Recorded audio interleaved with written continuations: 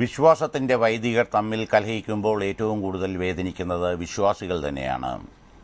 36 വർഷങ്ങളായി ഒരു പള്ളി പൂട്ടിക്കിടന്നു. പ്രാർത്ഥനകൾ മുടങ്ങി. കഴിഞ്ഞ ദിവസം അവർക്ക് ആശ്വാസമായി.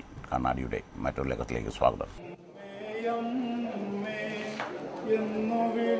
36 വർഷം പൂട്ടിക്കിടന്ന ഒരു പള്ളി കാണുമ്പോൾ ആ വർഷങ്ങളിലൂടെ കടന്നുപോയ ജീവിച്ചിരിക്കുന്ന വിശ്വാസികളുടെ വികാരങ്ങൾ എന്താകും? ഒരു പുതിയ പള്ളി പിന്നീടുണ്ടായപ്പോൾ തോന്നിയ നഷ്ടബോധം എന്താകും? തർക്കിച്ചു വഴക്കുണ്ടാക്കിയ വൈദികർ തന്നെ ഒത്തുകൂടി പ്രാർത്ഥനകൾ തുടങ്ങുമ്പോൾ ഉണ്ടാകുന്ന അനുഭൂതികൾ എന്താകും?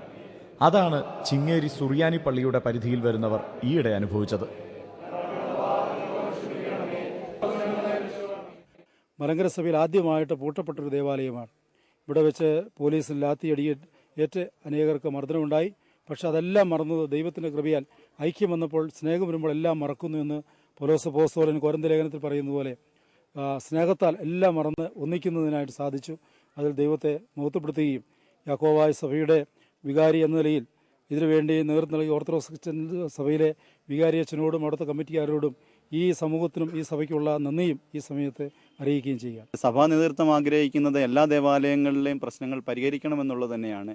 അവിടെ പല അവസരത്തിലും ചിലപ്പോൾ വിട്ടുവീഴ്ചകൾക്ക് തയ്യാറാകാനായിട്ട് സാധിക്കാത്തതാണ്, അത് പൂർണ്ണമാകാനായിട്ട് സാധിക്കാത്തത്. പക്ഷേ ഇവിടെ സംബന്ധിച്ചിടത്തോളം വൈദികരും അതുപോലെ തന്നെ സഭാ നേതൃത്വം എല്ലാം വളരെ താല്പര്യത്തോടു കൂടി ഇത് പരിഹരിക്കുന്നതിന് വേണ്ടി, അതുപോലെ തന്നെ ഇടവകയിലെ ചുമതലപ്പെട്ടവരും ഇതിന് താല്പര്യമെടുത്തു. അതുകൊണ്ട് വേഗത്തിൽ ഇത് പൂർത്തീകരിക്കുവാനായിട്ട് സാധിച്ചു എന്നുള്ളതാണ്. മറ്റുള്ള ദേവാലയങ്ങളിലും ഈ ഒരു മാതൃകയിൽ പൂട്ടപ്പെട്ടിരിക്കുന്നത് ഒഴിവാക്കിക്കൊണ്ട് ഒരുമിച്ച് പ്രാർത്ഥന നടത്തുന്ന ഒരു അനുഭവത്തിലേക്ക് വരണമെന്ന് വളരെ തീവ്രമായിട്ട് ആഗ്രഹിക്കുന്നുണ്ട് എന്നുള്ളതാണ്. ചിങ്ങേരി പള്ളിയിൽ നിന്നും വിശ്വാസികൾ നൽകുന്ന സന്ദേശം അതാണ്. ഈ കലഹവും തർക്കവും കേസുകളും മറ്റും വിശ്വാസത്തിന് നല്ലതല്ല. ഈ സംഘർഷങ്ങൾക്കിടയിൽ തൻ്റെ കുഞ്ഞിനെ നഷ്ടപ്പെട്ട വ്യക്തികളുമുണ്ട്.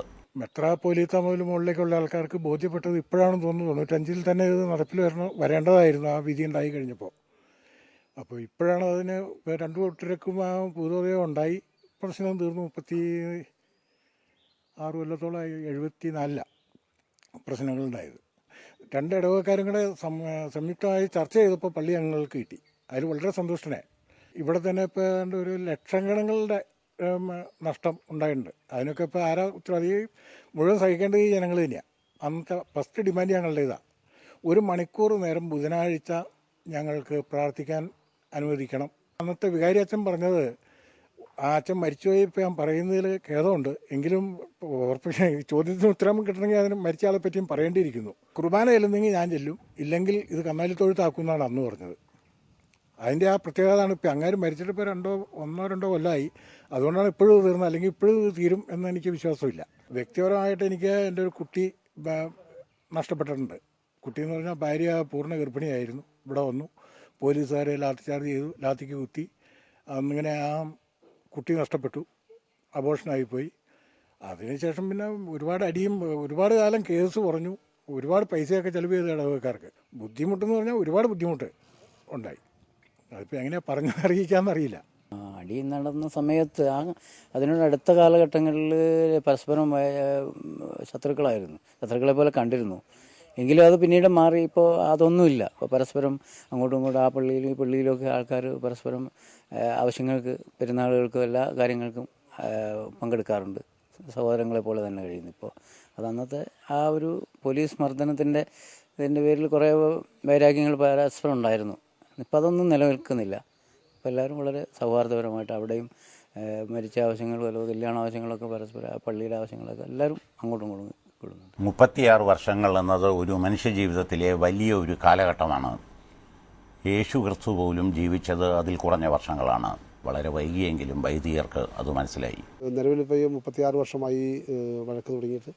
അപ്പോൾ അത് സഭയുടെ നേതൃത്വത്തിൻ്റെ ഈ കോടതി മുഖാന്തരം തീരില്ല എന്ന് മനസ്സിലാക്കിക്കൊണ്ടാണ് നമ്മൾ ചർച്ച ചെയ്ത് തീരുമാനിച്ച് പറയുകയും 2 കൂട്ടരും കൂടി ചർച്ച ചെയ്ത് പള്ളിയിരിക്കുന്ന ഭാഗം ഞങ്ങൾക്കും അതിൻ്റെ പടിഞ്ഞാറ് ഭാഗത്തിന് വഴിയുടെ പടിഞ്ഞാറ് ഭാഗമായിട്ടും ഓർത്തഡോക്സ് ഭാഗത്തുമായിട്ട് വിഭജിച്ച് കുരിശുംതൊട്ടികളായാലും കാരച്ചാലിലും കാരാങ്കൊല്ലിയും യാക്കോബ് വിഭാഗത്തിനും കുമ്പളിയിലുള്ള കുരിശ് ഓർത്തഡോക്സ് ഭാഗത്തിനും വിഭാഗിച്ചുകൊണ്ട് ആ വിഷയം തീർക്കുകയാണ് ചെയ്തത്. 2 പള്ളിയിലെ ബഹുമാനപ്പെട്ട അച്ഛന്മാർ 2 പേരും അതിന് മുൻകൈയെടുത്തുകൊണ്ടും ആ 2 സഭാ നേതൃത്വവും അംഗീകാരം കൊടുത്തുകൊണ്ടാണ് ഈ വിഷയം തീർന്നത്. ഇപ്പോൾ തന്നെ ഈ പ്രശ്നം ഇവിടെ തീർന്നപ്പോൾ എനിക്കൊക്കെ വളരെ ആത്മാഭിമാനമുണ്ട്. ഒത്തിരി കാലമായിട്ട് കിടന്നൊരു വിഷയമാണ്.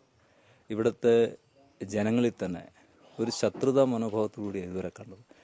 ഈ പ്രശ്നം തീർന്നതോടുകൂടി ഇവിടെയുള്ള ആളുകളിൽ തന്നെ വലിയൊരു മാറ്റം അവരുടെ സാമൂഹികമായ ഇടപെടലുകളൊക്കെ കണ്ടു തുടങ്ങി, പ്രതിഫലിച്ചു തുടങ്ങിയെന്ന് എനിക്ക് തോന്നുന്നു.